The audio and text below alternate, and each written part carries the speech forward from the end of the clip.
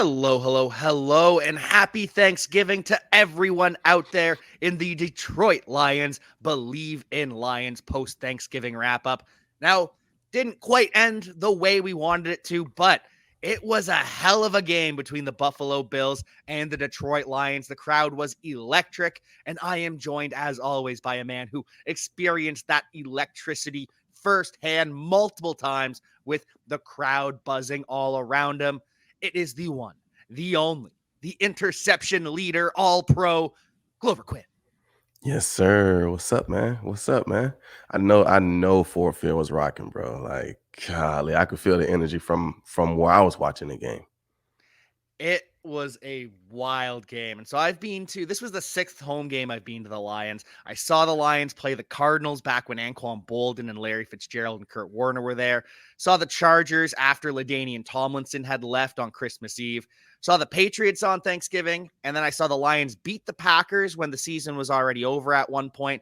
And a couple years ago, I saw the Lions beat the Vikings. And the wins against the Packers and the Vikings, that's felt different just because it was everyone's dunking on the division rival. So everyone's just so happy.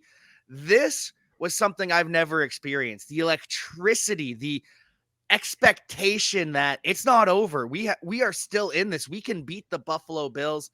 It was just indescribable. And I'm sure you felt that plenty of times in close games, but it was wonderful to be at.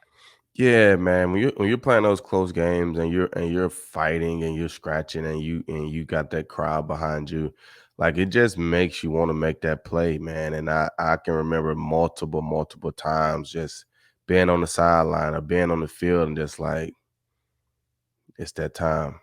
It's that time. Like it's time for a play. Like it's time to make a play and to be able to come through multiple occasions and make big plays, whether it's an interception or a forced fumble or a big third down stop or whatever to get off the field and get the offense back the ball. It's just a dope atmosphere. The fans are incredible. And you got to like I've been saying a couple times on the show, you got to give a shout out to the Lions fans because of the way the team has been over the years. The fans are still so faithful and loyal and energetic, and it's just awesome. And the Thanksgiving Day game is just beautiful. And for them to, play a game like that against the Buffalo Bills, which, I had them pick to win. I thought they would win it. I felt like they could have won that game. Um, but the fans definitely did their part. They did. And one of the craziest things was, remember, the Lions had the ball first. And so the crowd was real loud on the Lions' first drive. And it was kind of made you think, oh, there's more Bills here fans here than I thought. I don't like this. But then when the Bills got on offense, it is completely deafening. So the home crowd showed out. The Bills fans were there. Bills fans were extremely respectful too. They were a lot of fun. They had nothing negative to too negative to say about the Detroit Lions. Of course, they wanted the Lions to lose, but it wasn't the hostility you'll see from some other crowds. Football is back, and Bet Online remains your number one source for all your football betting needs this season. You'll find the latest odds, matchup info, player news, and game trends. And as your continued source for all sports wagering info, Bet Online features live betting, free contests, live scores, and giveaways all season long. Always the fastest and easiest way to bet all your favorite sports and events like MLB, MMA, tennis, hockey, boxing, and even golf. Head to betonline.ag to join and receive your 100% welcome bonus with your first deposit. Make sure to use promo code BELIEVE to receive your rewards. That's BLEAV. Bet Online, where the game starts. Yeah, I mean that's what is good about sports. I mean, we all have our teams that we like and we respect, but at the end of the day, you shouldn't have any ill will against any of these teams, right? I mean, you're a Buffalo Bills fan because you live in Buffalo or you grew up as a Buffalo Bill fan, right? That's why you're a fan. You are a Detroit Lions fan because you live in Detroit or you grew up as a fan. Some kind of way you are a fan. You don't have to hate Buffalo. Buffalo did nothing to you, so you should be able to go to the game and be respectful, and you cheer for your team. I cheer for my team. We can have some little fun jabs here or there, and at the end of the day, hey man, neither one of you guys in the stands played it down. Neither one. So if your team won, cool, your team won. You're celebrating because your team won, but you didn't play it down. You cheered very loud, and that helped.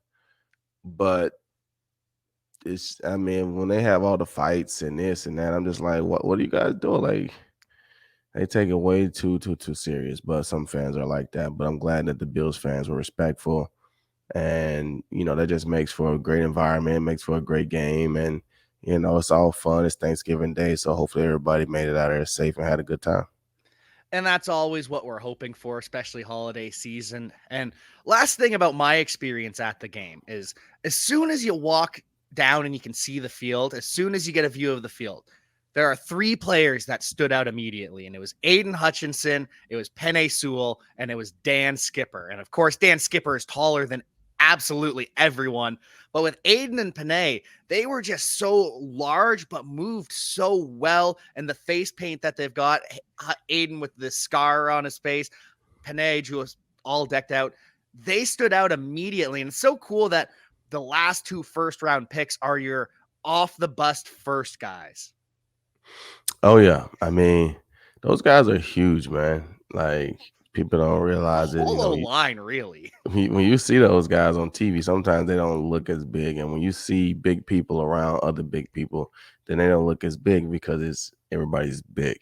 But when you get around those guys and you have to stand next to those guys, you're like, wow, these guys. Because I mean, for me, like when I played, it was normal. Like, and I know Dan's a big guy. Um, but it was just normal. Like those, I mean, you see big guys every day. Like, you no big deal. And then when I retired, I went back to the Lions practice, and I was like, wow, these guys are huge. But when you're not around big guys like that every day for 4 years, it's like, wow, these guys are really big. And then you start saying, well, were they this big when I was playing? Like, there's no way these guys were this big when I was playing. Yeah, they were. They were. You were just used to it. So I mean, it's just good to see those guys, being leaders, man, being first ones, being on the field and off the bus, like all those things. It's just gonna help those other guys, man. They just building something special, and to have those guys out front is huge, and they're definitely special talents. And the other person that you don't realize how big he is until you see him live is Dan Campbell, because he's so often off by himself on TV, or he's watching the plays, got his hands down on his knees. But Dan Campbell would be a force to be reckoned with. I think he could strap on the pad still, much like my good friend, Coach GQ. Yeah, well, Coach Campbell was a tight end, so those tight ends are big, man. Those tight ends are big guys, and the fact that he's been around football since he retired, so I'm sure he still works out at the facility. So I mean, he's in good shape. He's strong. He's swole up, and he's a big guy. Definitely looks like he could still scrap him on and play. Probably could, and the Lions could have used the help of trying to block Von Miller at least early in the game. He was having himself a game, but then he leaves with a what is later diagnosed as a torn lateral meniscus.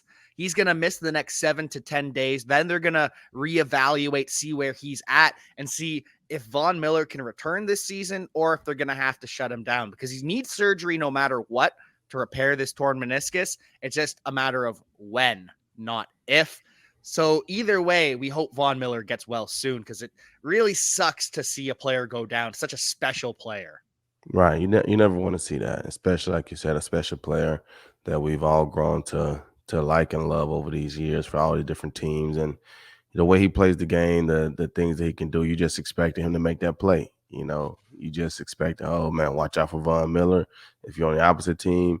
And if you're on his team, you're like, all right, Von, it's time for a play, because he's gonna come through and in the clutch and make a big play for you to end the game or to give yourself a chance. And so you just hate to see that for any player, but especially one of the good guys. And it was a little bit reassuring, almost, I would say, because you see Vaughn go down, and you don't see the training staff doing all the ACL tests and all of that. Talked to a friend later who said, "And no, some of these therapists on the field, they're just so good that they can tell just from looking, and they're not going to do the tests on the field. They're just going to get you straight to the MRI." But you could also see Vaughn. He wasn't acting like it was an ACL as a player who had torn his ACL previously. He knows that feeling. So it was a little bit reassuring, but then also you start questioning yourself, am I reading too into this half-second moment on the field? So it was just a relief that at least there's a chance Von Miller can return, but it's also crazy how well these players know their body. Oh yeah, you get very familiar with your body, especially when you've dealt with certain injuries. You know when something is bad, and you know when something is like, oh, this ain't that bad. Like it hurts, but it'll be okay. But if you've had an ACL or an Achilles or a thing, like when you get it, you know exactly what it is. You just know, oh, here we go again.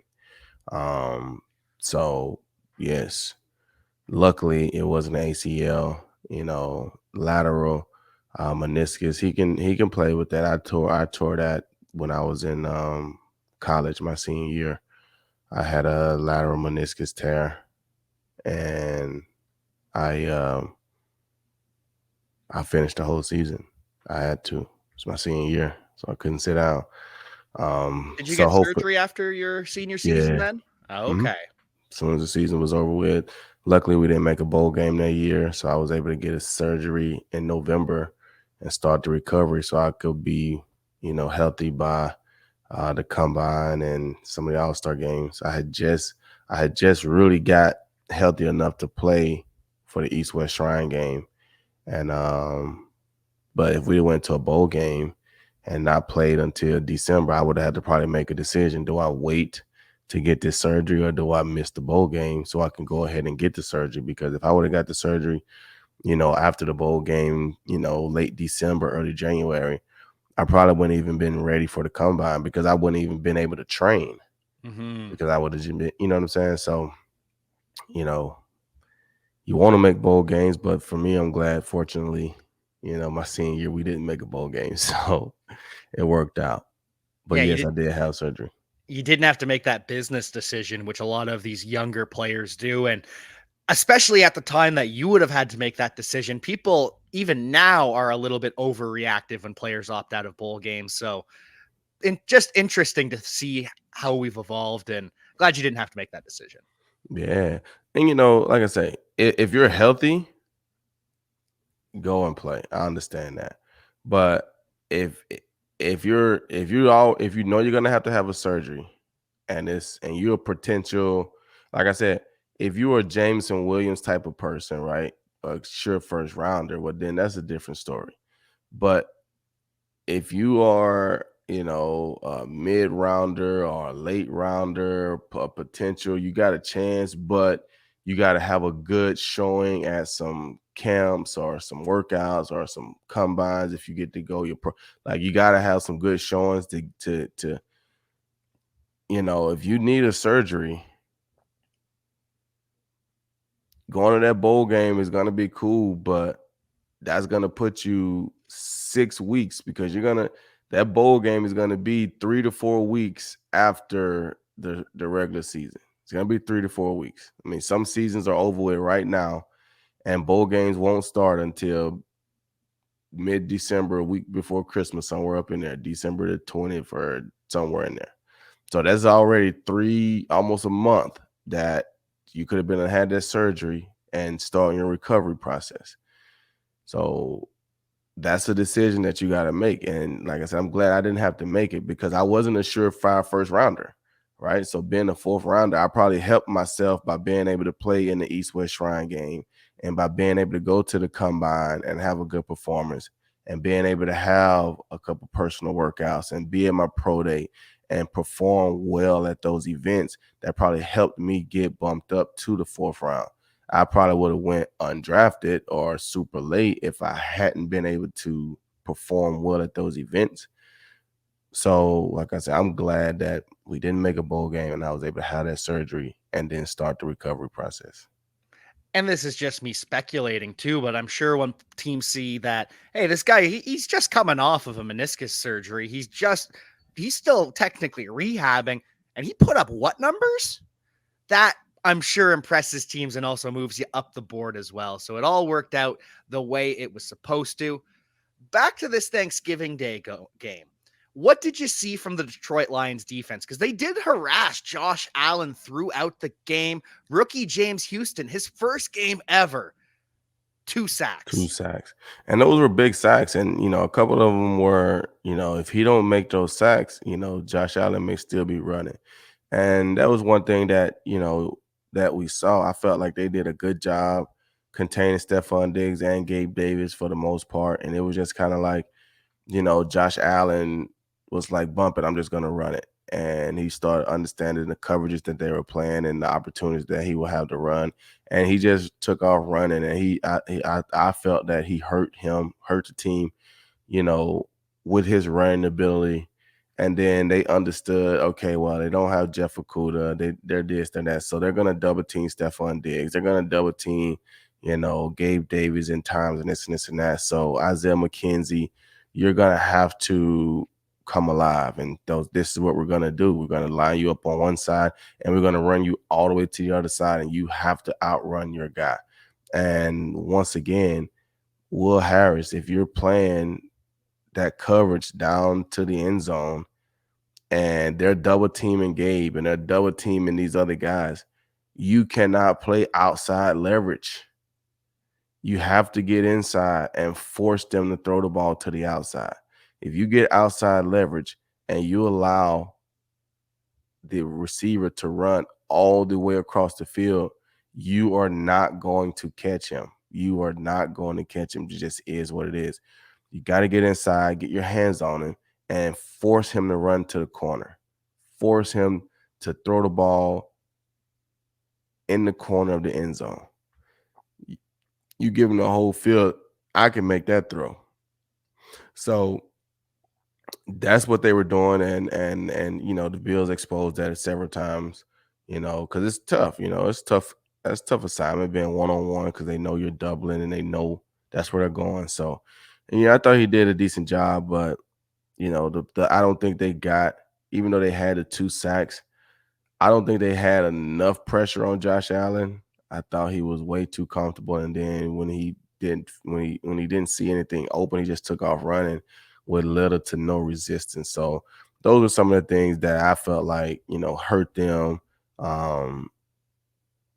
The pressure and the running of Josh Allen, and then leaving Will Harris one-on-one, with Isaiah McKenzie. In those situations, if you know you're going to double team Stefon Diggs, put Will Harris on Stefon Diggs and give him the double, and then put Mike Hughes one-on-one with Isaiah McKenzie.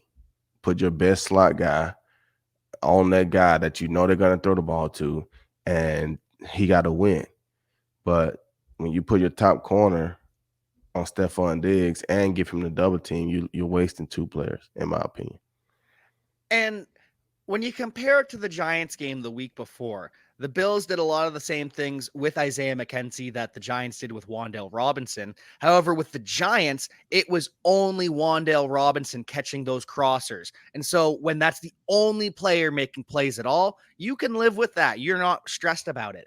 But when you're giving up over 70 yards rushing to Josh Allen, when Stefon Diggs goes for 77 yards in a TD, despite holding him down for most of the game, when those things happen, that's when you can't live with Isaiah McKenzie on these crossers because you're getting beat in other places too.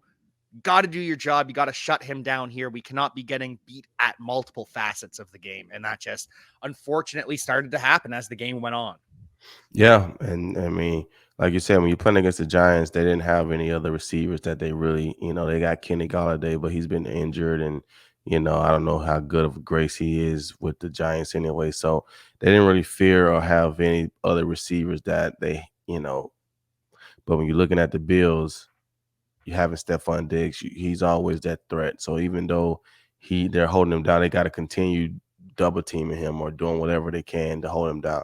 You got to try to keep Gabe Davis down because he's a big play threat, right? So it's not just one guy. Like you said, it's not just one guy that you can say, okay, well, if we can keep, uh, you know, Isaiah McKenzie to just catching these little crossing routes, we're going to be okay. It wasn't just him; it was multiple guys, and then when you throw in the running of Josh Allen, that just made it more difficult. And I still feel like the Lions defense did a good job. I mean, they fought it and gave themselves an opportunity to go into overtime, and then it's just a bad execution on the last drive. With having 25 seconds left in the game, the Bills had 3 timeouts, so they got a lot of time. But at the end of the day, you can't give up 40 yards on one pass. Can't do that. You can't do that, especially to Stefon Diggs, the guy that they're going to be going to in this clutch situation. I also really didn't love that they had the ball with 28 seconds left and 3 timeouts, because that is so much time for Josh Allen. We saw it. Patrick Mahomes did it to Josh Allen. He's an equal talent. He can do it to the Lions. So I was very disappointed when you have a 4th and 1 that you kick a 51-yard field goal instead. That hurt me a little bit. Yeah, that was, that's tough, because and this is where you run into certain things, because you're 4-7 at the Yep. time. So, you got a good Buffalo team in your house, and you fought. This is your second game in 4 days. At that point, I I don't feel like you have anything to lose. Like, I mean, losing the game the way you did, or losing the game going for it on 4th down, like, I think the fans will still be okay with that. You know what I'm saying? But to take a shot on 3rd down, which is I'm okay with that. I'm okay with that. I thought it was a great call. Um, I thought it was a miscommunication by the quarterback and the wide receiver. I thought DJ Chark had him beat over the top, so he was probably expecting a ball to be thrown out in front so he can just run, catch it for a touchdown. Jared Goff kind of threw it more as a back shoulder, trying to create a PI by the receiver, coming back for the ball and the DB running into him. And I don't think DJ Chark saw the ball, so he couldn't make a play on it. But if you're going to take that shot on 3rd and 1, you got to be willing to go for it on 4th and 1. Yeah. You know what I'm saying? So that was my thing. If I'm going to take a shot on 3rd and 1, then I'm going for it on 4th and 1. And if you go for it on 4th and 1, especially like you said, you got 3 timeouts, right? So if you run the ball, your whole playbook is open. You run it. You have been good on 4th down all day. You have been good. So I think with those 28 seconds and 3 timeouts, you got to just keep going. I'm going for the win. I'm not trying to kick a field goal and play for overtime. Like, I'm 4-7. I'm at home. It's Thanksgiving. We're going for the win. Like, let's go get the win. So that's my only thing. But even if you do go for the field goal, I get it, right? You can't give up 40 yards on one play to Stefon Diggs right down the middle of the field. You can't do that. No, you absolutely cannot. My biggest flaw with the field goal is, yes, you are the underdog. You are at home. No one expects you to pull it out. So let's control our own destiny with the ball in our hand. We decide when this game is over. You can kick a field goal still to send it to overtime if you have to. But again, people freaked out about the DJ Chark pass call, but it worked. The execution did not work, but he was open. And if you could have it back, you'd throw it a little bit different. But I don't think you change that play call. It's the 4th down that concerns me. But again, they could have gone to overtime. Don't hold Stefon Diggs down. And that was all she wrote. But the offense played pretty well today. And of course, Amon-Ra St. Brown. We say it every show now. Over half the passing yards for the team yet again. He had 122 of the 240 passing yards. So just barely over half, but putting up over half of the passing game work in multiple games is incredible. He's having a great season, and he scored Yeah, the touchdown too. yeah. I mean, he's playing great, and he's open. He's working in the middle of the field. He's working the sidelines. He's getting open, and Jared Goff is finding him, and he's moving the chains. And like I said, when you can have what he had 10 catches, 8 catches, 9 catches, 9 catches, 122, 122. 13.6 per. Right. You're averaging a first down when you catch the ball. And, I remember playing early in the season. I was doing a show and I said, it's not about how many catches he have. It's about how many yards he have. If he got 9 catches for 56 yards, it's not as great. But when you got 9 catches for 122, now not only are you catching the ball, but you're catching them and making big plays, 13 yards a catch. That's a huge, huge, huge gain for your offense. And I'm sure there's been 1 to 2 a game that don't go for first downs lately, but I can't remember any of them over the past couple weeks. Amon-Ra St. Brown, I'm sure not every catch he has goes for a first. That would be insane if it does, but it truly feels like every catch he makes, first down, first down, first down. Amon-Ra St. Brown touchdown. DJ Chark also had a touchdown, could have had 2. So he's working back in there with Goff off of the ankle. So there was a lot to like from this offense. DeAndre Swift, 43 yards and should have had a touchdown, but that was an incredible feat of strength for him to drag the knee on the turf, but not actually go down. That was wild. They should. Yeah. There's a common thing on the internet where if the play is cool enough, it should count, even if it's not in the rule book. That's a part of, and I mean, it's hard to say it, but I mean, you love it when it works for you. You hate it when I Yeah. guess it don't. But like, you know, the game is so replay happy, like getting down to the single blade of grass, and it's just like, man, that's an incredible play. Like when they're obviously down, then they're down. I get it. But that right there, oh, his knee pad scraped the top of the turf, so he's officially down at the half-inch line. I'm just like, and it's like I said, it's hard to always be against it because sometimes it works for you, right? Because every time you make the other team snap the ball, you got an opportunity to stop them from scoring a point.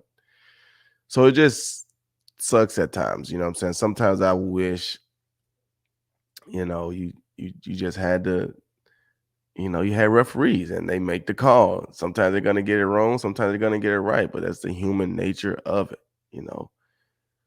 But these cameras, man, make it so difficult. They ain't missing anything. They ain't missing it. So if you're halfway down, they're gonna find out that you were down, and they're gonna bring it back. So, but that was a great play by DeAndre Swift. Great straight strength. It's great to see that he has that power in the ankle to drive and the shoulder to put his head down and try to get in there. So those are all good signs. Just hate that play got called back. Me too. And I hope we do see more of them. Still only 9 touches. You could ramp him up quite a bit more. Jamal Williams, 18 carries, scores a touchdown, but he also fumbled again, too. This is the second lost fumble in Jamal Williams' career, and they've both been pretty costly for the Lions. Yeah, I mean, that's what just happens, like, and I don't know how many carries and stuff he was getting in Green Bay and things like that.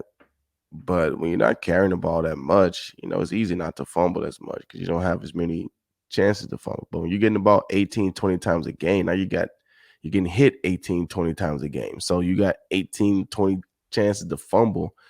These guys are great tacklers. They know how to tackle, they know how to put the head on the ball, they know how to punch the ball out. So you're gonna have more opportunities, and you're trying to spin and create more yards and this and that. You leave yourself susceptible to getting that ball knocked out, and that was a costly fumble that we had right there. Especially when, as great as all the offense is in the NFL, you are playing against equally great defenders who are looking to make a play on the ball, as you talked about throughout your career. it didn't matter if they were just walking around. You're punching that ball out. It doesn't matter if the drill's live. You're punching that ball out. So got to work on every that day, every single day. Ball every security, day. the offense, defense, turnovers. If they walking around with the ball, they better be holding it because I'm coming to punch it out. You can be on the sidelines. I'm coming to punch it out. So yeah, you got to secure the ball. You gotta hang on. Like you got the team's life in your hand. Like that's the way you got to think about it. You're holding the heart of the team in your hand, and you cannot let it go. You cannot, especially down the stretch, because the Lions now, after the loss, they are 4-7. But if they win out, they're still a 10-17 or 10-7 team.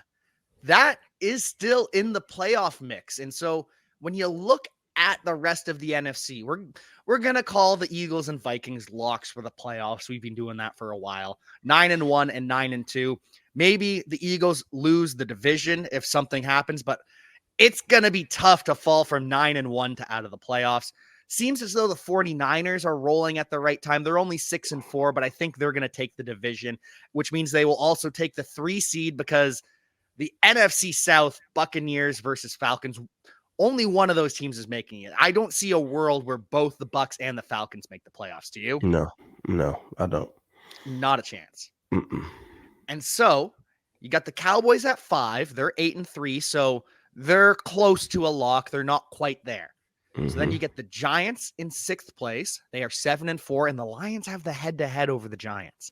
And then you've got the Seahawks. They're the final wild card team at 6-4. Seahawks, unfortunately, have the head-to-head to the Lions, but anything could happen down the stretch. Commanders 6-5 too, but the Lions have the head-to-head over Washington. I'm just saying, it's going to be an interesting end to the season, and we're officially rooting for whoever plays the Giants and Seahawks and Commanders. Right, and like I've said, when there was a 16-game season, it was always when you're trying to get the wild card, it was a race to 9. If you can get to 9 wins and be 9-7, you can give yourself a chance to get in. Now a 17-game season, I don't know if it's a race to 9 to get to 9-8, or if it's the race to 10 to get to 10-7. So if that's the case, if it's the race to 9, the Lions got to win 5 out of the last 7.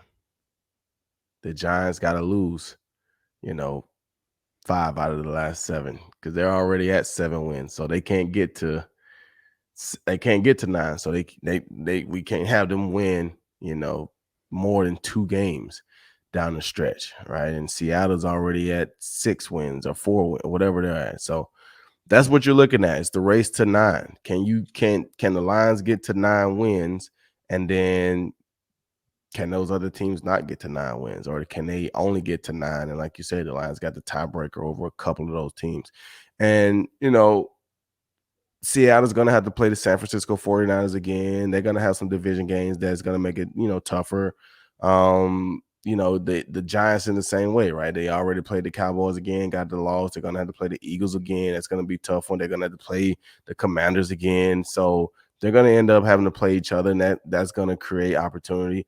I mean, the Lions only have to play the Vikings again, right?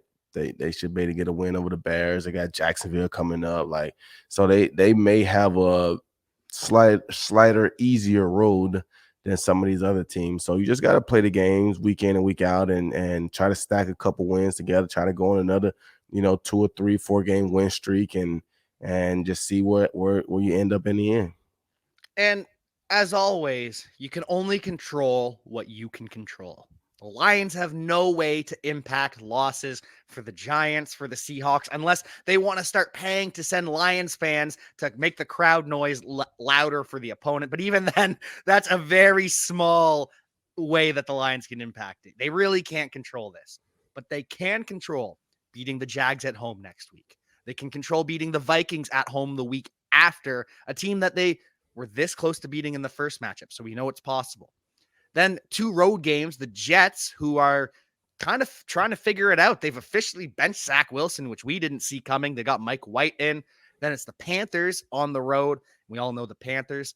And then the final two games, Bears at home and Packers in Lambeau. Glover, just imagine the euphoria of the Lions not only making the playoffs, but doing so off of a win in Lambeau. That'd be I've got awesome. goosebumps. I've That'd be got awesome. goosebumps just That- thinking about it. That'd be awesome. That'd be, like I say, I the Lions have played well at Lambeau Field. They've played well since I remember, since I was there, they've played well at Lambeau Field. So that'd be special. That'd be special. They just got to take care of business, and you just want to give yourself a chance. Just want to give yourself a chance. And like you said, they can't control any of these other teams. All they can control is themselves. So they got to just focus on getting the wins that they need to get, and hopefully they get themselves a chance to where they can do something in Green Bay. We're going to be hoping we're going to be along for this entire ride. I don't know if you saw the report today, but Aaron Rodgers, his broken thumb, we already knew that. It's an avulsion fracture, which means the tendon has kind of ripped off the bone, and he is going to need surgery after the season. He has said previously, nope, surgery wasn't an option now or in the future. Turns out that was a lie. Rodgers getting surgery after the season for his throwing thumb. Yeah, and like we always say, when things get out of hand, you make different decisions. So right now, the Packers are coming off of the win against the Cowboys, right? Yeah. They still feel like they got a glimmer of hope, kind of like the Lions. The Packers going to lose today. They lose next week. They're going to shut Aaron down. He's going to get surgery before the end of the season. Because, once you're out of the playoffs, there's no point. And like I said, there's no point in delaying his off-season recovery. Might as well go ahead and get the surgery. Go ahead and start the recovery process. It's no point of being out there for a whole extra month when you're already out of the playoffs. So today will be interesting. I don't even know who they got today. Eagles on Sunday Night Football. Yeah, they got the Eagles tonight, so that'll probably be a loss. I don't know. The Eagles been playing a little shaky lately, but they'll probably beat the Packers. And then, because the Packers are playing that first place schedule. They won a division last year, I think. So when you play that first place schedule, you're gonna get those tough games. And if you're not as good of a team, it's gonna be tough to get those wins. So if the Packers don't win today, they don't win next week, I wouldn't be surprised if the Lions will not be seeing Aaron Rodgers in week 17 or 18, whatever it is. And wouldn't that be something? Final thing I feel like we should touch on before I get you out of here. There was not just one Thanksgiving Day game. There were two others. Cowboys beat the Giants 28-20, and the Vikings beat the Patriots 33-26. Any thoughts on those games? And we've talked about Odell. We thought that the winner was going to land Odell of Cowboys versus Giants. Now it has come out that no, he's still visiting with the Giants. He's going to visit the Giants first. And then he's going to visit the Bills after that. And then he's going to visit the Cowboys last on December 5th. Kansas City Chiefs and Baltimore Ravens, they're also on the phone with Odell, but they don't have visits booked. And correct me if I'm wrong, but when you visit a team, it is their job to make sure you do not leave without signing a contract. They want to keep you there. So does that mean the Giants actually have the advantage again? Yeah, they're going to have the advantage because he's going to be in the building. And, I think in situations like this, it's a little different. Yeah, they're going to try to make sure you don't leave, but they also know that you have more. It's like a recruit. You know what I'm saying? Like, hey, I know you got a visit lined up for, Ohio State. I know you got one lined up for Michigan. I know you got one lined up for Alabama. I know. So Ohio State's going to do everything they can to get you to commit, but they're going to know, like, he's probably not going to commit. So we're going to let him go. He's going to go to Michigan, and we just hope that we do enough that, you know what I'm saying? So they know, hey, he's going to Dallas, he's going to Buffalo. He like, yeah, they're gonna try to get you to sign and this and that, but they understand that you're gonna take these other visits and just is what it is. So my whole thing is don't make it a spectacle, Odell. Like if you want to be on the playoff team, cool. There's no question about that. If you want to go play for the Giants, then you go play for the Giants. Like if you want to go play, obviously the Giants want you. You want to go play with them. Okay, let's make a deal work. If you want to be with the Cowboys, then go be with the Cowboys. You know what I'm saying? If you want to play there, they want you there. Like go make a deal work. But there's no point in making it a big whatever in the midseason and you're coming off ACL. Like it's gonna take you some time to get back in the form and this and that. And you know, yeah, you gotta stay healthy, man. You've been hurt a lot. Like you know, we all know that you have this great ability, but you gotta be able to stay on the field and show it week in and week out. And that's the respect that you give to Hall of Famers. The fact that they were able to do it multiple years for at a high level for a lot of period of time, right? You don't have those 1 or 2 years where you were really good and splashed, but then you just sporadic from here on out. You know what I'm saying? You're consistently there every game, or 14 out of the 16 or 17 or 15 out of the 17. Like, you know, you're there. So the amount of games that he's missed, and I think that hurts him and his resume and all those different things. So we know he got great talent, but he got to be able to get on the team, get on the field, and stay there and make plays. And so find your team, go there, and lock in. Unfortunately, we do have another week of the spectacle that's going to be going on because the 5th of December is a week from tomorrow, and you just know it's not going to be on that final day he's going to sign. He's going to take another week to decide, and it's going to be eventually we're going to end up with a TV special like we did with LeBron going to Miami. Right. The decision. The decision. Any final thoughts on Vikings Patriots, or just it was a game. Vikings win. Kirk Cousins, the new nightmare, plays fine on prime time. Yeah, it was a good game. I guess the Vikings got a win. They rebounded. Justin Jefferson is legit. You know, they got a good team. Like I've always said, if Kirk Cousins don't slow them down, they could be legit. They always are gonna scare you though. They're always gonna scare you because of Kirk Cousins. And it seemed like they are really leaning Justin Jefferson heavy. I don't see Adam Thielen getting as many targets, and I don't know if it's because maybe he's not as open, but it's like if it's any kind of whatever, we're going to Justin Jefferson. And like I said, the problem that you have with that is you go back to early in the season when you playing against a corner that can play. You can't just throw those balls out to Justin like that, because these corners are going to make plays on it as well. So they scare me a little bit, but they got a good team. I think they can get far. They'll probably get to the championship game, but I don't know if they advance. Kirk Cousins scares me.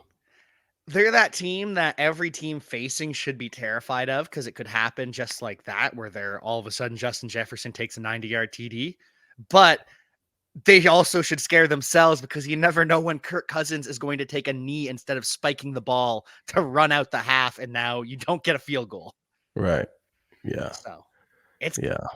it is gonna be a fun end of the season. As John Madden says, the season doesn't start until after Thanksgiving. And Glover, we are officially in the season now. Oh yeah.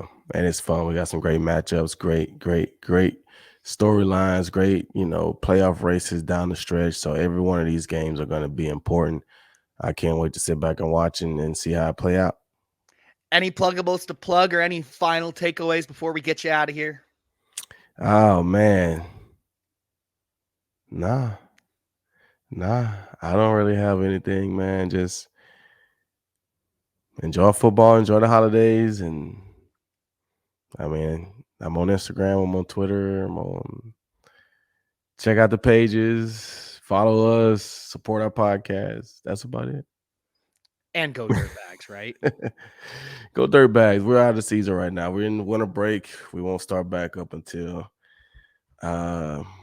January, end of January. I think we'll get started getting ready for the spring. So got a little break right now. So yeah, and I'm gonna get back to some more picture frames and doing a little art, some crafts, I guess. So that's about it. Can't wait to see all of that go up on your page. You can follow Glover at Glover Quin, and then you can find the framing page, the photography page, the selfie page, the sneaks page. You can find it all. You can find me at Javanagh87. You can support us by checking out our sponsors over at Bet Online. And until then, we will see you next time. Peace.